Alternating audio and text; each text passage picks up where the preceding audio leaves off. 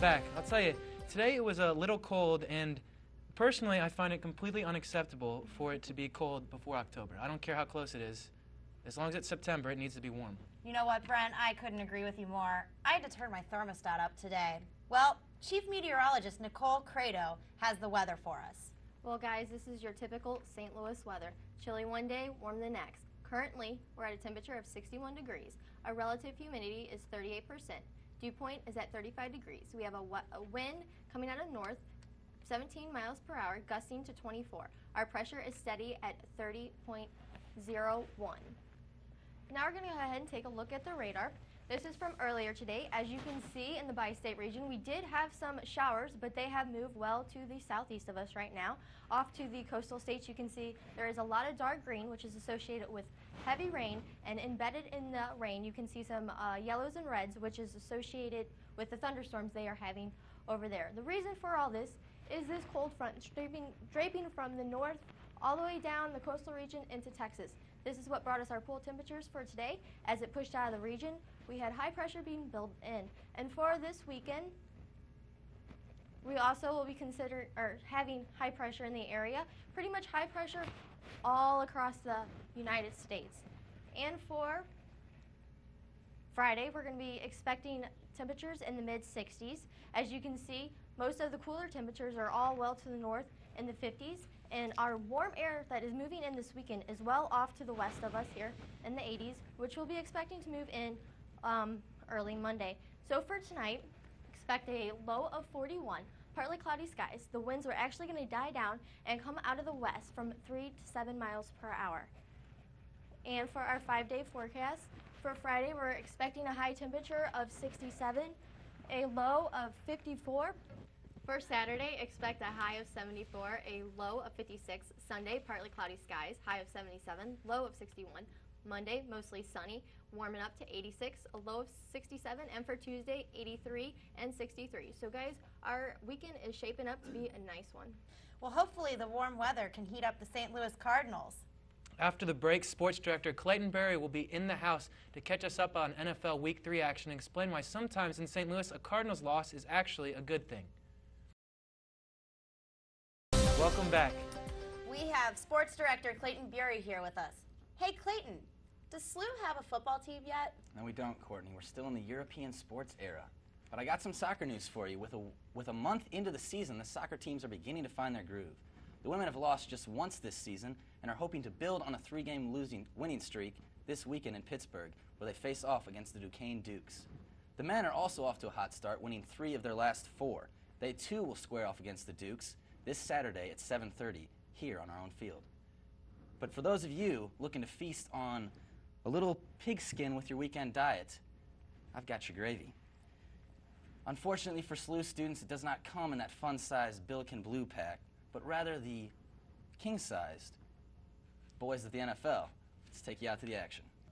Cardinals hosting the Rams in Arizona. Kurt looking to put the hurt on his old team. Pick it up in the first quarter. Scoreless action. Warner drops back for the pass. Complete to Larry Fitzgerald, who would get past 1 defender, 2 defender, 3 defenders, score.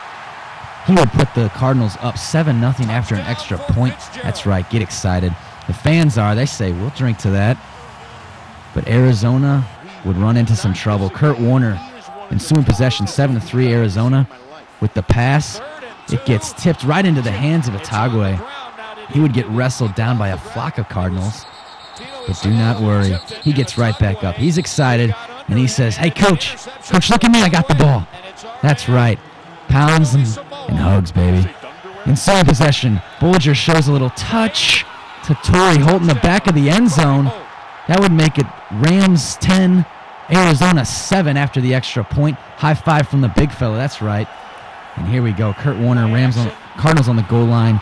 Kurt Warner's head is apparently in the gutter, throws it to Dexter Coatley in the end zone.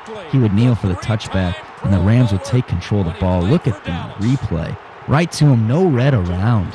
Disappointment from Kurt Warner right there.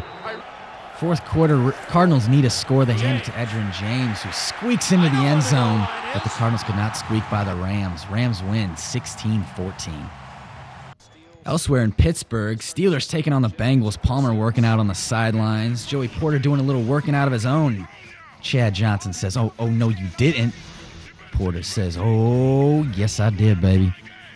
Here we go, first quarter action. Steelers lead 7-0. Carson Palmer drops back. The deep pass to Chris Henley, who says, where you at, Shode? Yeah, he's excited. Ties it up 7-7. Ensuing possession. Palmer again looks for Chris Henry, and he looks for nothing short of disaster. Intercepted by Ike Taylor, who would take it all the way back to the 6-yard line to set up a Steelers score. Henry's still on the ground. He's saying, can I have a redo? Here's the replay. Palmer overthrows him a bit, and Ike Taylor says, when you reach up in Mama's cookie jar, there are going to be some repercussions. Look at that hit. That is mean. But that's why we play football. Here we go. 4th and goal. Willie Parker dives in to make it 17-14 for the lead in the 4th quarter. Later in the 4th, Bengals with the ball. Palmer drops back. The long pass to TJ Hushmanzada, who gets up. Man, someone's been eating their Wheaties. The grab. He says, I've been eating my Wheaties. That's right. 84 right there. Look at this replay. The leap. And man, Steelers have just been getting burned on the unfortunate lack of growth or manhood in their defensive backfield. Palmer likes it. He's excited. He's happy. Points to God. There you go. Final seconds in the 4th quarter. Roethlisberger trying to bring the Steelers back, but throws to the wrong guy. Kevin Keishvenharn with the interception. That would end the game, and the Bengals would win for only their 2nd time in their last 6 meetings with the Steelers. Final score, 28-20. I'll tell you what, Brent, as long as Carson Palmer can stay healthy, the Bengals got a great shot at going to the playoffs. Gotta love my hometown team. Can't love my hometown team. The Titans are sitting 0-3, and Jeff Fisher, I know you're watching. Please put in Vince Young, please. But anyways, enough about sports for a second. After the break, we're going to talk art. Did you know that one of the most influential and controversial artists of the 20th century has art on display at SLU right now? Find out who and where after the break. Don't touch that remote. Well, we're back from our break to tell you what's happening at MoCRA. Silver Clouds, an installation by famous pop artist Andy Warhol, is on display at the Museum of Contemporary Religious Art adjacent to Fuse. Silver Clouds is back for its 3rd appearance at MoCRA as part of the museum's 40th anniversary celebration. The piece was previously displayed in 2001 and again in 2002.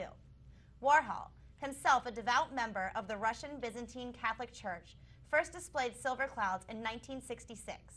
MoCRA director Father Terence E. Dempsey notes, in some ways, these silver pillows are more religious than Warhol's more explicit iconography. They're not doctrinal. They're not about Christianity or Judaism or Islam. The current installation is the largest ever display of Warhol's mercurial and buoyant clouds and will run through the end of the semester. I actually checked it out earlier this week, and I would give it a pretty strong recommendation. Good stress reliever from studying, and best of all, it's free. Well, I plan on going this weekend, Brent. Well, if you've been around campus lately, you've surely heard debates about what exactly the drinking policy is at SLU. We leave you tonight with a few opinions on the matter that you told our man on the street. Thanks a lot for watching our first show. We'll see you every week for the rest of the year. I know you're pretty excited. I'm Courtney Brown. I'm Brent Carney. See you later. Good night. What do I know about the drinking policy on campus? It's a wet campus, so if you're 21, you're allowed to drink on campus. Drinking policy on campus is if someone under 21 gets caught drinking, they have a couple of warnings, and then I don't know what happens after that. I don't really know too much about the drinking policy at SLU. You know, you get written up once, you do your education classes, you get written up twice, your parents get notified, and you're referred to the student health services. You get written up the 3rd time, and you won't be able to live on campus the year after that. Sounds a bit restrictive. I mean, I'm not, but I guess it would be, it would, sounds a little bit restrictive to me, yeah. The drinking policy is that it's a dry campus, which is not entirely true. It's making sure you don't get caught by DPS.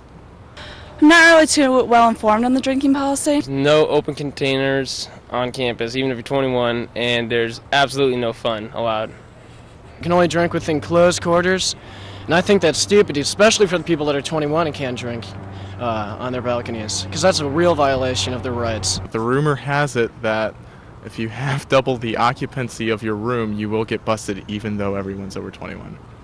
Really? I think it's a little bit overkill to have 17 overweight DPS officers and our SG president in a golf cart riding around campus every night. I didn't know there was a drinking policy. There's a drinking policy on campus? How would I describe the campus, wet or dry? I'd say muddy. I thought it was a campus, but after my alcohol meeting, I kind of am leaning towards a dry campus. Oh, it's very wet. Very, very wet. One word to describe the drinking policy?